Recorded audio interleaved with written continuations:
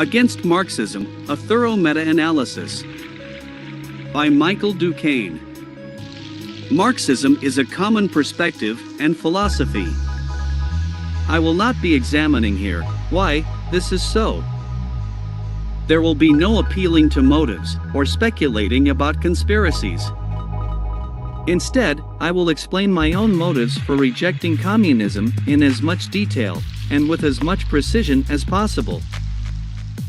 Firstly, there are many errors in the reasoning, commonly used by Marxists, not only in form but also in content. Secondly, the linguistics used within the field varies from person to person, which only creates confusion. Thirdly, Marxists tend to cut off all critical discussion, regardless of who is giving the critique or what critique is given. Fourthly, Marxism is functionally and technically speaking, anti-science. 1. Flaws in reasoning. When attempting to convince others of the correctness of one's stance, it is important to uphold certain standards in reasoning. The least of these is a logically sound and internally consistent line of reasoning in support of one's stance. At most, it is ideal to have sufficient evidence to prove a claim beyond a reasonable doubt, i.e., the scientific method. Stephen Tolman, the British philosopher, came up with a six-element model of what makes a good argument. The claim is the first element, this is the stance being proven. The grounding is the element which supports the claim. The warrant is the element which connects the grounding to the claim. Backing is whatever extra evidence supports the warrant. A qualifier exists as an element of good argumentation, because there may be circumstances under which a claim may be true, and others where it may be untrue. A rebuttal is an addressing of criticism. The arguments put forward by Marx were weak at the time they were constructed.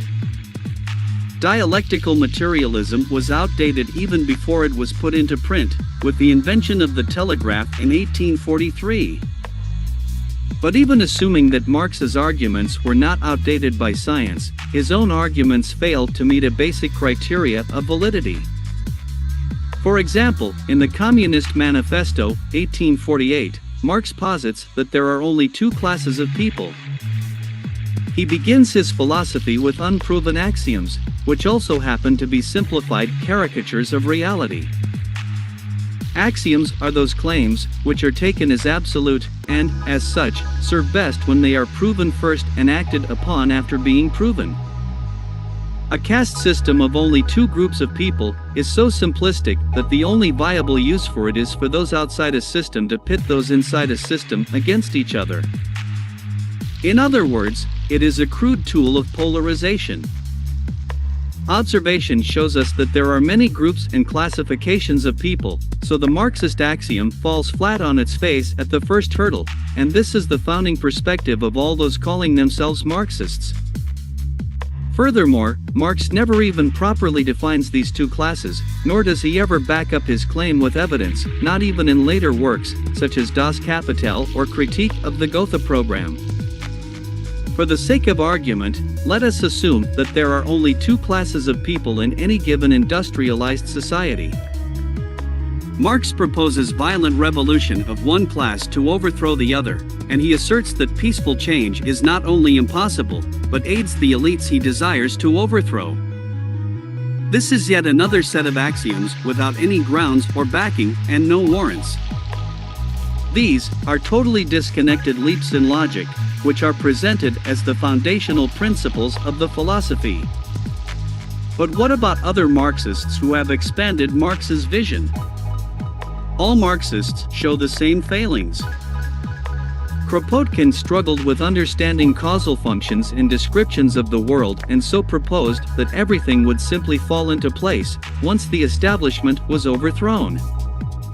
Lukács failed to link the collapse of structure to the collapse of law. Engels was more focused on his brand of anthropology than any flaws in reasoning. Stalin and Lenin just didn't care about reality and thought quite literally might makes right. Although, I will say that Stalin came across as more legitimately caring in his writings. Other, more recent Marxists have bravely tried to update the philosophy through alternative interpretations, but have only muddied the waters of linguistics in doing so. If your Marxism is only of sex, sexuality, or gender, then it has little to do with Marxism, and so calling it Marxism is not a useful way to communicate your ideas. But more on this point in a short while. The issue of Marxists running with unproven axioms and failing to correct flaws in their reasoning makes them not only worthless to speak to, but also frequently insufferable to interact with. It has also caused violent movements and organizations to arise, causing large amounts of damage to private and public property.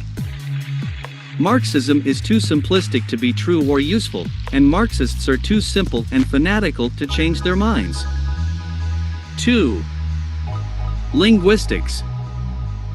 Marxism and Marxists have two primary issues when it comes to linguistics. Firstly, that they use terms in ways not common to the rest of the populace, and secondly, that they use words in novel ways which confuse not only outsiders, but insiders as well. The word idealism holds a particular meaning in the minds of everyone outside of the Marxist community. Idealism is the holding of an ideal, whether realistic or unrealistic. Yet to Marxists it means something entirely different. The Marxian definition of idealism essentially boils down to the notion that ideals are not physical objects and therefore cannot exist in any form. In essence, it is a term used to refer to anyone Marxists disagree with.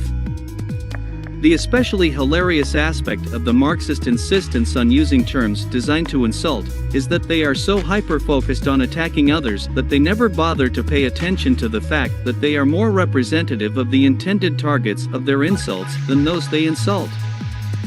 But that is a point for another section.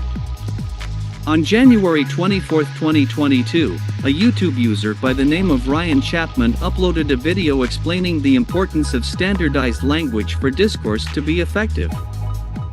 If you and I are using the same term in a different manner, then we will in essence be holding two different discussions in the same communicative locality. Marxism provides multiple definitions for bourgeoisie and proletariat, ignoring Marx's own failure to adequately define them. For Marcuse, the bourgeoisie is the wealthiest part of society, which also seeks to impose its will on the population.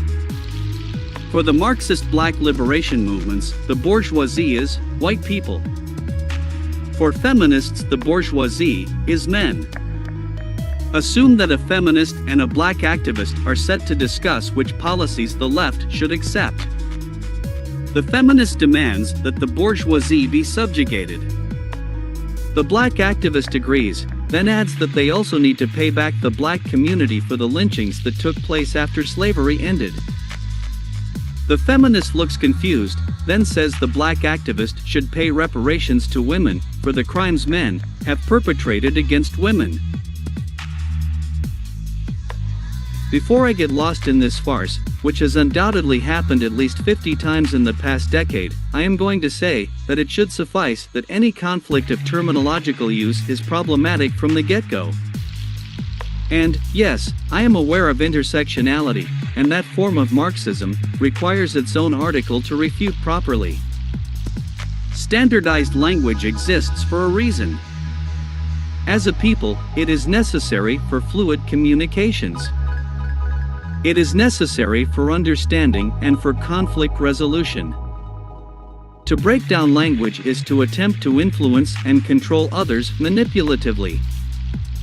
3. Censorship and communication avoidance.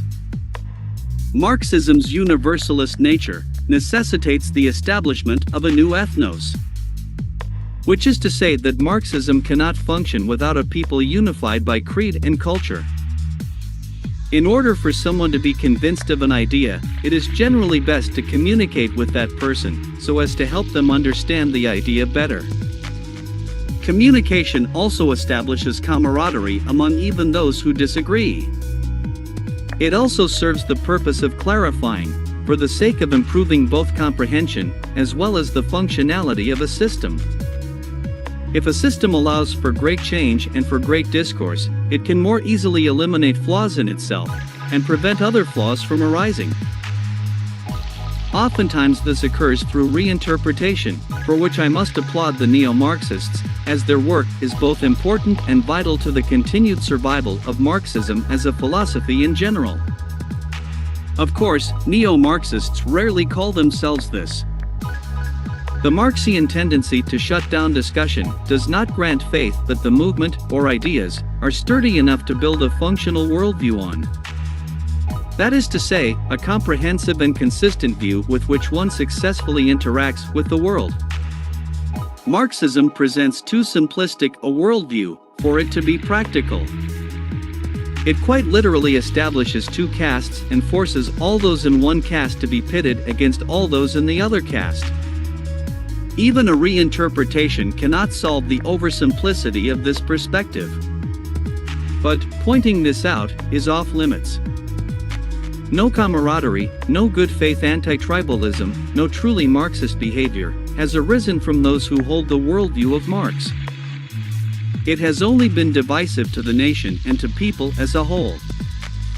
Thusly, only a small pool of individuals can maintain Marxism, and that pool is consistently shrinking.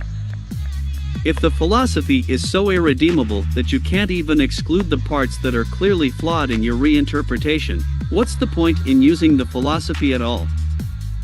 Why not simply move on to a new philosophy? 4. Marxism opposes science. Numerous scientific studies have shown the human tendency towards competition. Marxism necessarily requires the rejection of these studies in its propounding of what it deems to be human nature.